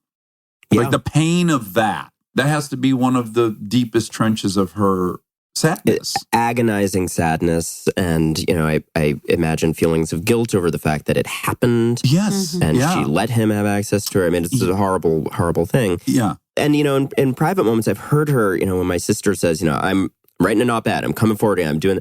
I've seen my mom both say the right thing to her, of course I'll support you, but also just know the tsunami is going to come again and be directed at her. Yeah. And so, God, props to every parent who's stood by a child with this kind of allegation. Oh, did you watch Aaron Lee's wonderful documentary about the Olympic coach, the gymnastics, Nasser? I didn't, but that's a horrible story. It's a very horrible story on all levels. But for me, the nadir of that, the worst moment was a dad who did not believe his daughter and for years didn't, and then eventually came to accept that it was true and then killed himself. You can't even begin to evaluate the ripples that emanate out from these things. And for the kids who have these kinds of claims, I mean, you would understand it better than I. I can't imagine the phenomenon of not being believed by your parents. Right. I mean, this is why it's so important that parents, even in the face of all of that machine and smearing and negative backlash, that they do stand up for their kids in these cases. Yeah. Yeah. But what I see in that reaction is there are people who they have grown up caring about someone and their work. And and you see that in the Michael Jackson reaction. Is a great example as well. It's so deeply emotional, and it does connect to, as you say, the ways in which, we look up to our parents. And there's no arguing on a rational, fact-driven level. For me, I feel like I come at it pretty evenly because there's incentives on both sides, right? Like in my sister's case, for instance, yes, I care about her and believe her, but there's a terrible cost to my believing her, right? And it means going up against that whole machine. And also, I, of all people, would love to, not have a pedophile father. It would be lovely. Yeah.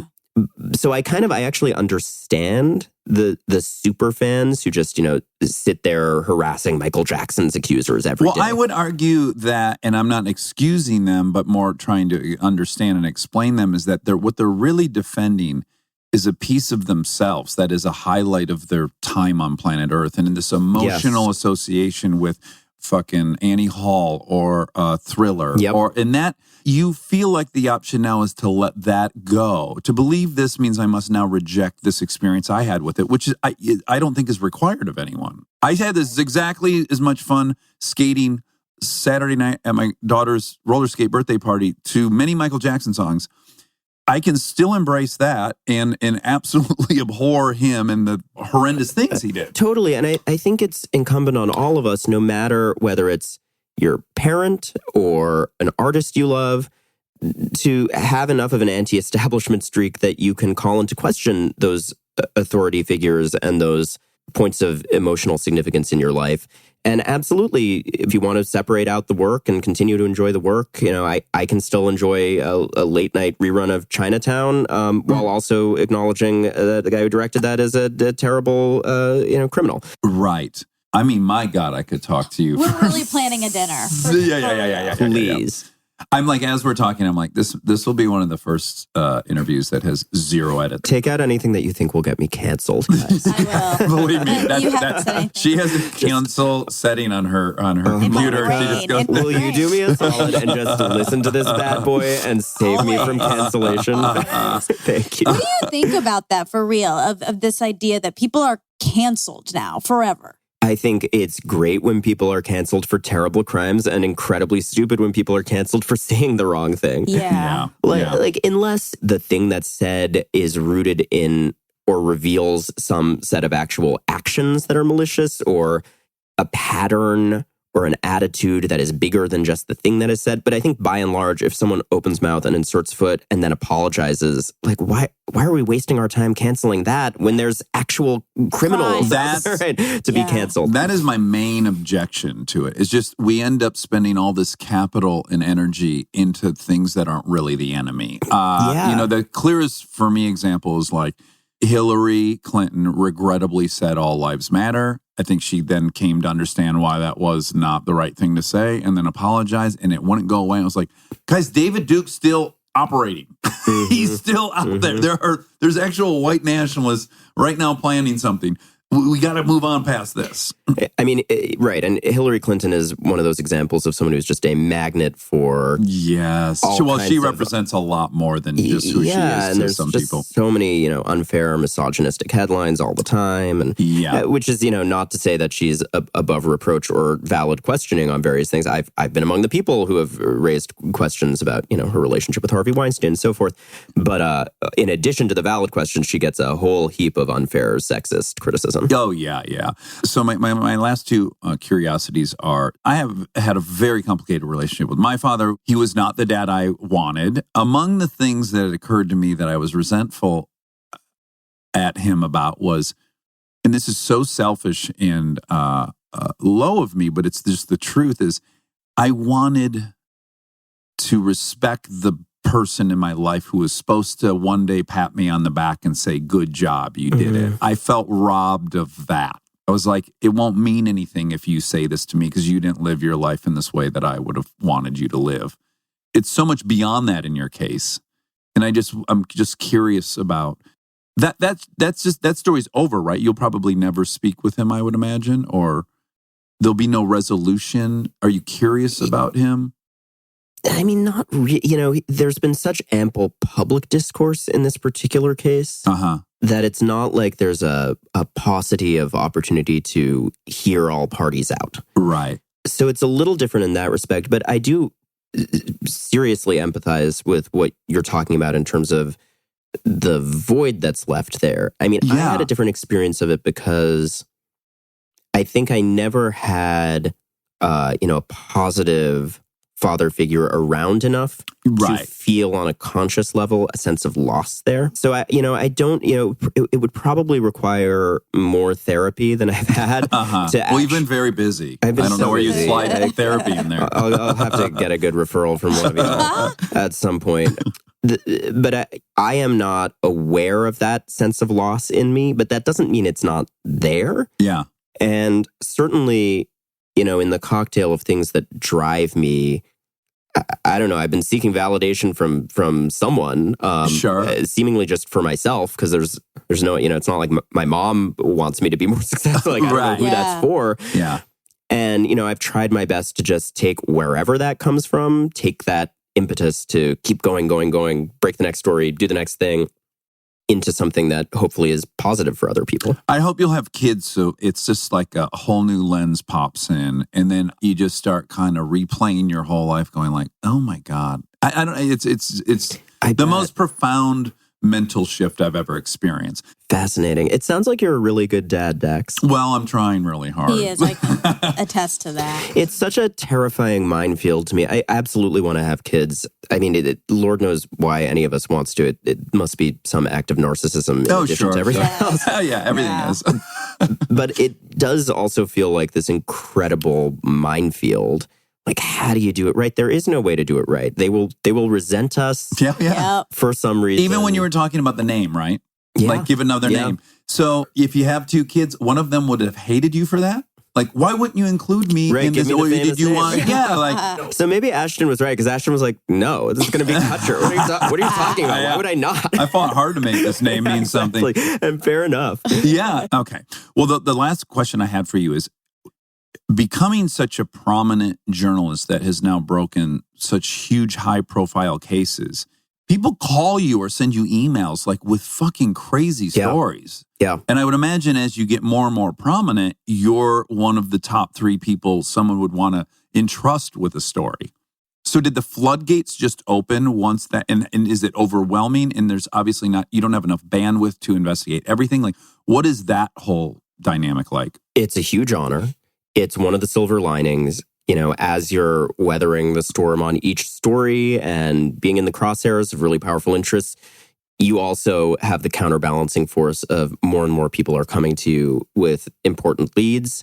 And what an honor, because a lot of the time, those are people risking a great deal to bring you that information or that evidence. I mean, a great example is right as I was about to publish the book, I got a hold of all of these emails showing MIT's secret fundraising relationship with Jeffrey Epstein, which included all these emails where they literally had put in writing, hide this Epstein money. It's amazing what people put into emails. And that led to resignations and so forth. But that was an incredibly brave whistleblower named Signe Swenson, who had held on to those emails while she was working in the fundraising office. And it led to a bunch of other sources that gave stuff too, but she really got that ball rolling, and we turned around something very quickly. So you both try to be limber in terms of when something compelling comes along, you attempt to do right by that and fact check it as quickly as possible and get it out into the world.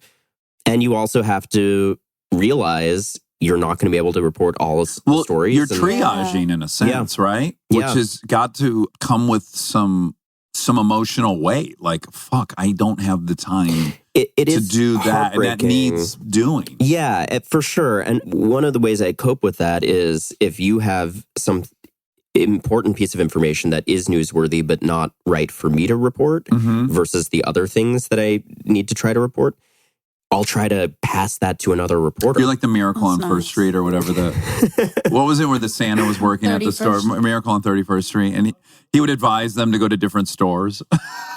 Do you know that? Yeah, that's right. Santa? Wow, that is new. I have not been compared to Santa before.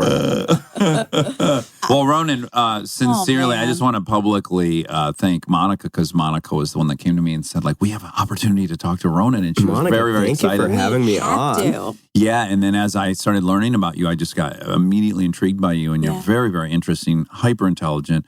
I'm really grateful that, because, increasingly, as we all know, this, I'm not breaking any new thought here, but, the fourth estate, this thing that's going to somehow save us from all this bipartisan horseshit, and your guys are last hope. You're really the last hope, and there couldn't be more important work for someone to be doing. So thank you. Yeah, we're doing an episode of the podcast about journalists who circled the Weinstein story over the years, and it's kind of a leitmotif that runs through the book and on the podcast. I love journalists and journalism, and I've been really fortunate to have other journalists help me out at various low points in my career. And I do think, like, every career has complicated politics and so on, but fundamentally, people who get into reporting do it because they want the truth out and they believe in this constitutionally protected profession and its importance in holding the powerful accountable. And I've just seen them be generous over and over again to try to get the truth out. Well, Catch and Kill is the name of the podcast. It is, the Catch and Kill podcast with me, Ronan Farrow. Are you on the Pod Save platform? No. That must have been tricky. It's Pineapple Street Media doing it. The fine folks there, they do great work. I don't know how I would feel if Kristen launched a podcast on another network. Because isn't your fiance owns? He's a podcast mogul. Yeah, podcast mogul. Pod Save America. Pod Save America, Love It or Leave It is his program. He's very funny. Amazing. Yeah. I think it's great. Have your own lane. You know, we talked about it. It wasn't like I said, no, I don't want to work together. Okay. So, you're going to have him on and ask him about that. Okay, Ronan, such a pleasure, and I hope we get to talk to you soon. Back at you. Thanks for having me on.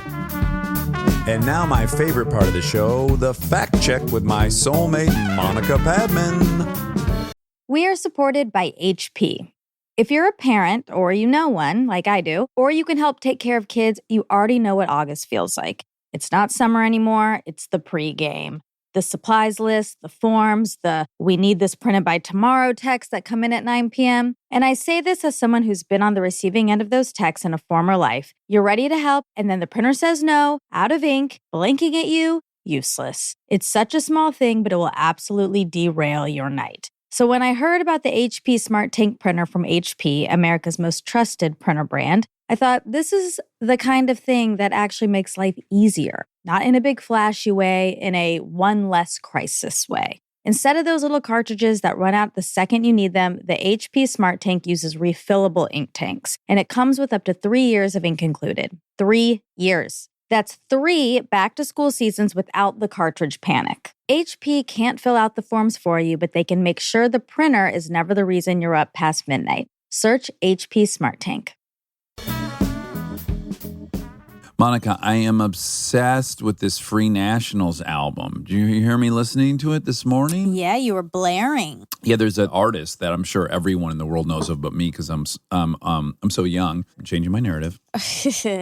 Benny Sings. Have you ever heard of Benny Sings? Oh my God, he's this super sweet, soft voice like Michael Franks back in the day. You probably don't know Michael Franks either, but just this gentle, sweet voice, but then with a really awesome beat under it. Oh. It's a song called Apartment. I just can't stop listening to it. Yeah. I'm going to try to get you infected with it. I will. I like getting infected. Yeah, well, part of your NDA, you can't tell it. Oh. You can't tell anyone you were infected by us if Here we we go. infect you. Here we go. You know, it's unfortunate because I did not get proof either way. I just emailed your business manager Okay. to see. He hasn't responded yet. Sure, I wonder if he'll respond by the end of this. But Howard Altman, great. Let's just give Howie a shout out. Love him. Howard Altman is the best man in the world. He's my favorite person I've worked with over the last 20 years of working. He really is. He was very helpful in you getting your house. Very incredibly helpful. Yeah, you're not his client, and he just got in there and helped, didn't he? He did. God bless Howie. And I still think I don't. Yeah. I think maybe you guys plan to do that. No, you were standing at the baño. We have a section of cabinets in the house that there used to be a bathroom there, and we tore that out to put some more storage in. We now call that counter space the baño. And you were standing at the baño, standing right over your shoulder, trying to imbue into you a real sense of danger that stress? I would kill you if you didn't sign it. Ugh. And it worked. More reason for me to not sign it. I just think I would have remembered that. Yeah, you did. You totally did. You're so adamant, and I'm very adamant. Yeah. But you should These are remember fun. Malcolm Gladwell's memory test. That either of us are very likely We're to be probably both wrong. wrong, but mainly more wrong you. Okay. Because Time shall tell. I'm disappointed in ourselves. Wobby Wob, we were supposed to do, we still need to do it. What would we call that? Our garbage heap fact check. Sure.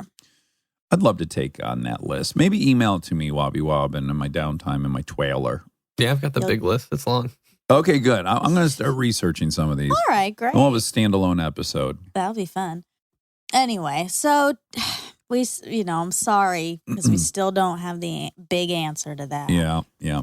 Hopefully Howard will get back. What was I wearing when I signed it? If your memory's so good. Well, that's the thing. You were wearing a thong. Oh, and then you made me sign one. That sounds accurate. Yeah, I mean, I don't like them. I don't like the idea behind them at all. I know you don't, but I thought we already covered what the difference in your mind and my mind, which is no one should be forbidden to tell a crime. But it's not even a crime. But you write a book about my pooping habits. You should not be allowed to do that. Yeah. Don't you agree? Don't you think I should have some recourse so you can't write a book speculating on my poop habits? I guess. It's not like when you hire someone, you're giving permission for them to write a book about you. No, that's true. But or go to People magazine and say, oh, they don't really like each other. Well, of course. Yes, I understand that. I understand the point of it, but it really only protects those two people. And I don't like that because those two people could also be doing bad stuff. And to be honest, in my opinion, I think that's probably more likely to happen, that the person who gets hired is the one that ends up getting mistreated, but then can't say anything or do anything and then leaves or gets fired and then can't say why. I don't like that. First of all, we only hear about the ones where something, criminal has happened. That's why we hear about NDAs. Mm-hmm. But there's millions of NDAs going, that exist and have prevented people from selling tabloid stories about the people. I know it's a good thing. It can be a good thing. I think it protects generally the people who are already powerful. From someone who might sell a story to a tabloid. So I don't think the person that's going to sell a story to the tabloid deserves protection. I think the person who's going to have the story sold about them deserves protection. In that case, but what about the other cases where that little person does need protection and doesn't have it? When we were talking about with Ronan said, that there's movement and success in excluding anything criminal or harassing. Yeah. Which I agree with. But harassing is a fine line. Like, if it's sexual harassment, then that counts as criminal, and that is like a clear boundary. Mm-hmm. But you can still be completely mistreated by a human and it not be criminal, and then have to leave that job because of it. Yeah. I guess my only thing is if I got a job when I worked at Sports Fab that built race car parts, if my boss was a dick to me, I would just quit. And then I wouldn't go sell the story somewhere. Well, yeah. I think we agree on anything dicey or criminal or that's predatorial. not even a part of this conversation for me. Okay. Because I'm just thinking about all these assistants working in this city and everywhere, but specifically in this city, and I know personally so many stories that are horror stories. Well, the stories get out anyways, by the way. It's really just at the press level. And they're really bad, and people are mistreated by powerful people. Yeah, I agree. And then they leave, and sure, a lot of them do quit. But then in order to get another job, they ask you, why did you leave? Well, you just don't tell them about that job. Well, if you have work to, for or someone else you for have 2 no weeks. experience, and they won't hire you. Okay. You have to, you don't have to, but it'd be beneficial to say, I just worked for blank and blank. Mm-hmm. And then they'll say, oh, why did you leave? It's just curious because let's make real life examples. Let's say someone goes to work for George Clooney and they and they find people don't get along with their bosses and bosses don't get along with their employees. Sure. It's not like inherently bosses are evil and employees are great or vice versa. They're just people. And a lot of times people don't get along. Yeah. So if one person's in a position to go public and make a bunch of accusations that could cost that person their career, and it's just an interpersonal issue. Sure. I just feel like that's, anytime you're going to go to the media to say you didn't like somebody is just dicey. Yeah, I know. If it's criminal, then it should be criminal. But if it's just you didn't like them or you think they're a dick, I just don't know that, because that other person, it doesn't work both ways. So if George Clooney fires you, he's not going to go to TMZ and say Monica Padman was a terrible employee. Mm-hmm.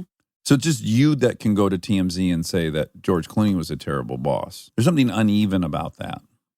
Yeah, I think you're only thinking about media elements. Right, and that's the only reason I have an NDA. Right. You want to renegotiate for the little yours? person. You want to get out of yours? Yeah. I'll let you out. if you feel encumbered by it. No, bridled. I don't. Obviously, you don't I even don't. know. You don't even think you have one. I don't think I have one.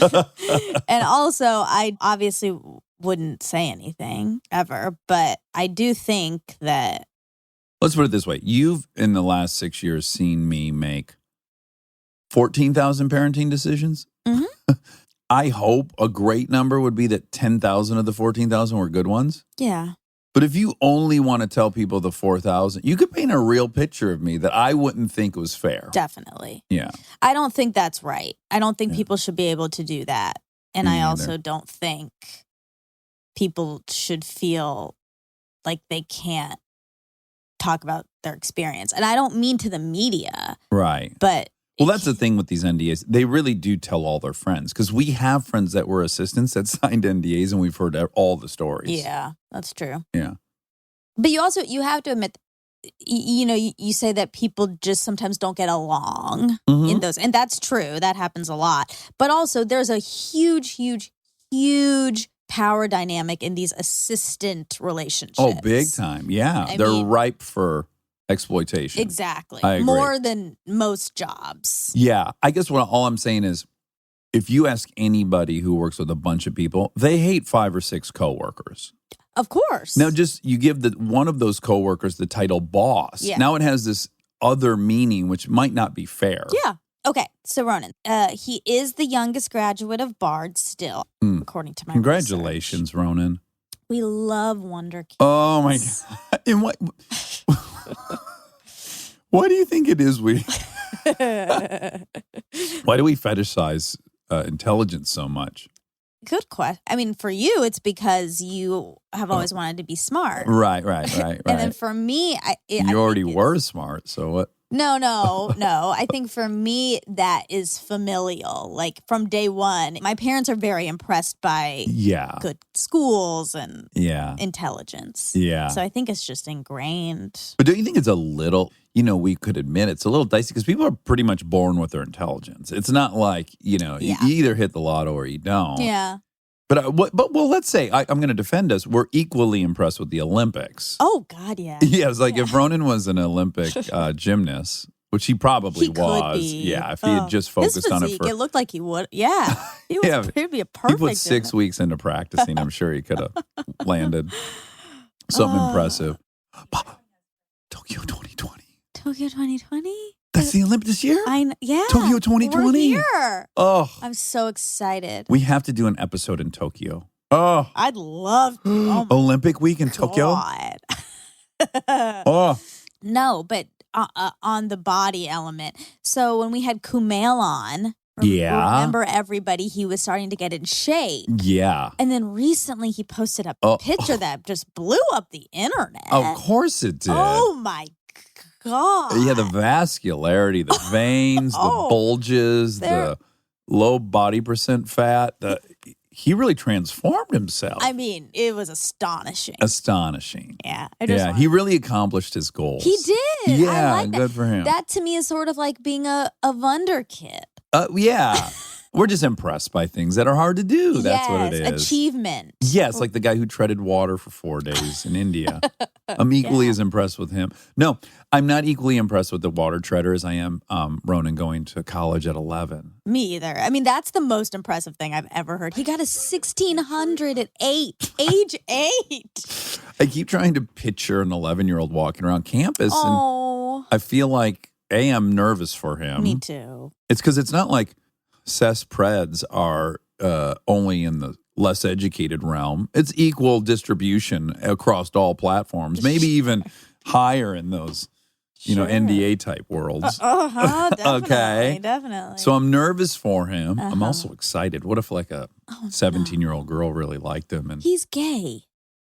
Ronan. Oh, right. I guess if I just transported yourself. Well, if I just saw an 11-year-old, I don't know that first of all, I probably wouldn't think he was gay or straight because I wouldn't even think he was sexual. So I probably wouldn't even be trying to figure that out. Yeah. Okay, wait, though. You just made me think of something.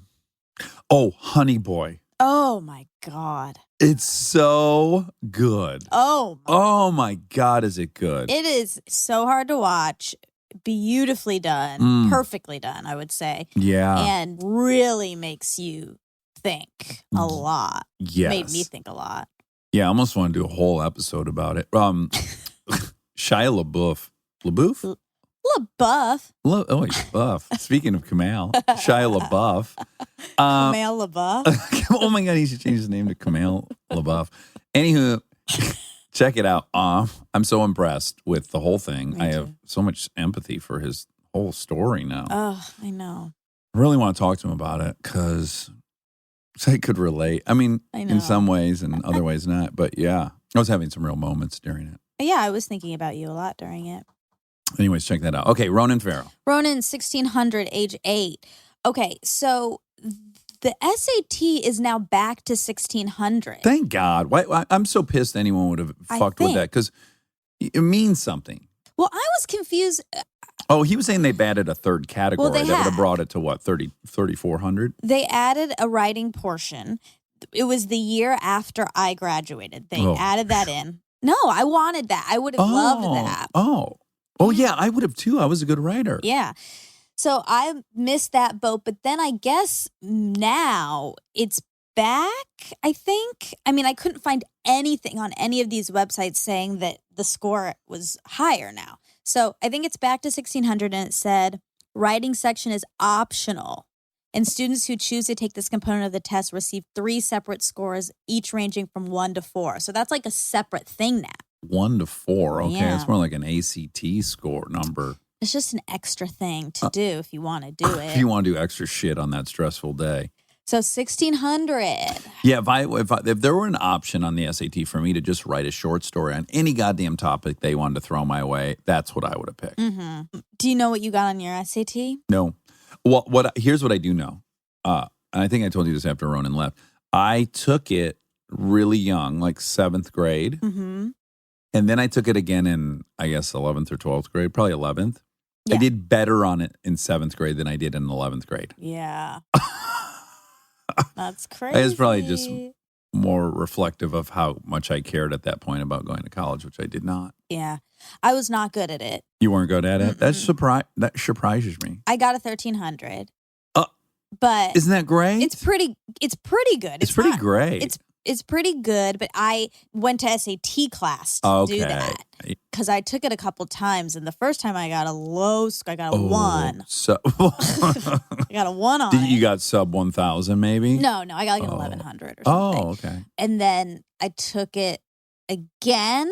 I took it 3 times. 3 times. Yeah, I took it again, and I increased my score by a fair amount, and then I took it again, and I increased it again. Good job. You should have kept. What's the limit? How many times can you take it? I think you can. I don't know. This is another way that this test is a little bit flawed. Well, I mean, it favors like rich people. People who can spend the money on it. Yeah. That's true. But my score was even. I got a 650 for verbal and math.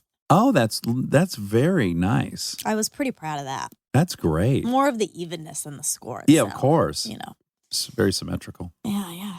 Which it just goes to show it's so silly. It has no correlation to anything because I would say 10 times better at English reading comprehension than math, verbal skills than I am math.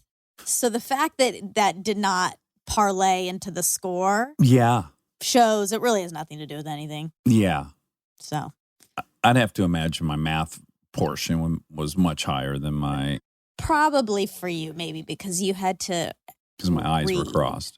You had to do a lot of reading. I can imagine reading comprehension. Oh, that was, would be really tough for a dyslexic. The second I'd look at those paragraphs, I would be in like full flight panic. Yeah, I could see that. Yeah, I was like, oh my God, there are how many?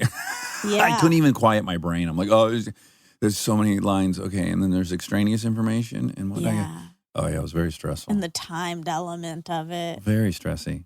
Okay, the term in gay literature, the best boy in the world theorem, that's what he said. It's called the best little boy in the world, about gay sons needing to compensate or feeling like they need to be extra best in all of the areas that basically they can control. Because they're going to let you down in the get married and have kids category. It's not really for the, it's not really that, I don't think. It's not really for the parents. It's more of, let's see. Since young gay men cannot be assured of family support, peer approval, or God's love as long as they hide their sexual orientation from everyone, it may be wise for them not to invest their self-worth in those life domains. So success in these domains cannot be controlled and guaranteed when one is gay, unlike success in academics, good looks, and being the best at competitive tasks, which are relatively more controllable and guaranteed with at least some effort. So it's just like where they can control validation, really. Yeah. Not to keep getting into shows and stuff we watch, but don't fuck with cats. Ooh, yeah, I was talking about this on the last episode. Yeah, now it is really, now that I've seen it, once again, I found myself, wanting this person to be punished thoroughly. Sure. But with a tremendous amount of compassion for this kid. Growing up in Canada and being called gay pejoratives. Yep. His whole life and no friends. Yeah. How is that not going to impact you? Yeah, people don't just arrive places. No. You get there by your experience. And now, other the guy people. might have been twisted already, but yeah, like KB said last night, do you think if that bullying hadn't happened, he would have done all the things he did?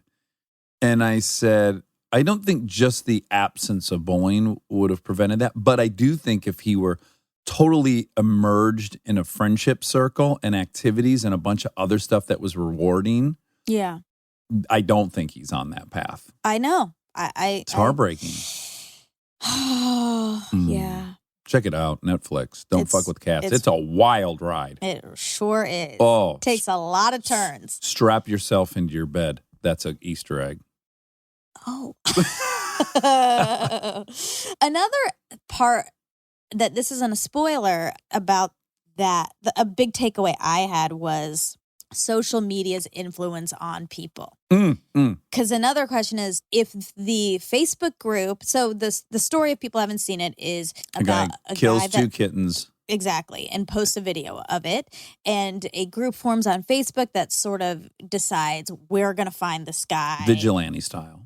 And it really spurs him on and makes him feel famous, which is what he was searching for in the first place. And it really escalates from there. Yeah. And there is a question of how responsible are these people? See, now, yeah, that became the big question of the documentary. My issue was, and I couldn't get Kristen to really see this, the point I was making, or maybe she saw it and just didn't agree. But I was like, what's so interesting is all the people involved are living alter egos online.